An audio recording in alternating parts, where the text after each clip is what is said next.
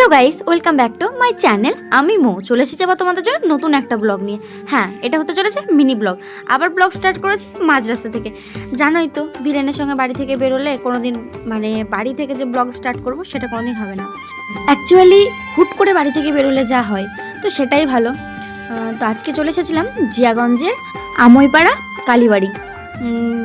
এই মায়ের কাছে আসার সত্যি কথা বলতে অনেক দিনের ইচ্ছা ছিল, তো হয় না যে চাইলেও পাওয়া যায় না। তো হুট করে কি মনে হয়েছিল, আমাকে বললো যে চলো ঘুরে আসি, কিন্তু আমাকে বলেনি যে কোথায় যাব না কী করব।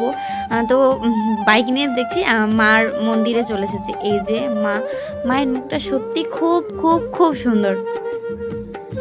এই যে পুরো ওভারঅল মন্দিরটা খুব সুন্দর। তখন সন্ধ্যাবেলা 7:30 বাজছিল, তখন আমরা গেছিলাম আর কি। তো পাশে দুজন বসেছিল, তো আমরা একটু বসলাম সময় কাটানোর জন্য আর কি। তো খুব ভালো লাগছিল। তো এই যে আমার পাশে ভিলেন বসে আছে, আর ওর কোনো রিয়াকশন নেই ভিডিওর মধ্যে। ভিডিও হচ্ছে না হচ্ছে এরকম একটা ব্যাপারে আমি একটা কিছু জোকস বললাম হয়তো, তার জন্য একটু হাসলো। তো হয়ে গেল বসা টসা, সবাই চলে গেছিলো, লাস্টে আমরাও বেরিয়ে গেলাম। তারপর আমরা একটু অন্য জায়গায় যাব, সে প্ল্যানটা আর করছি আর কি। তো কোথায় যাব, তো আমাকে বললো অত ভেবে লাভ নাই, বাইক যেদিকে যাবে আমরা সেই দিকে যাবো না। আমাদের কোনো ডেস্টিনেশন থাকে না যে এই জায়গা যাব।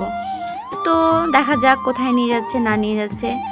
গাড়ি তো ঘোরালো, আমার সাথে সাথে তোমরাও চলো, তোমরাও দেখতে পাবা কোথায় যাচ্ছি না যাচ্ছি। তো এটা হচ্ছে একটা মিনি ব্লগ, তো চলো।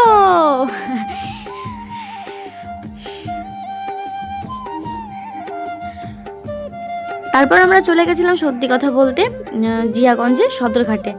তো সেদিনকে এত অজস্র ভিড় ছিল, সেদিনকে ছিল মা গঙ্গার মা গঙ্গা পুজো হয়েছিল, তো মূর্তি বিসর্জন।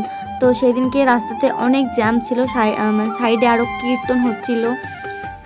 দেখো জাস্ট জ্যামটা দেখো, প্রচুর জ্যাম ছিল। তার জন্য ভাবছি যে যাব না এটাই ভাবছি আর কি।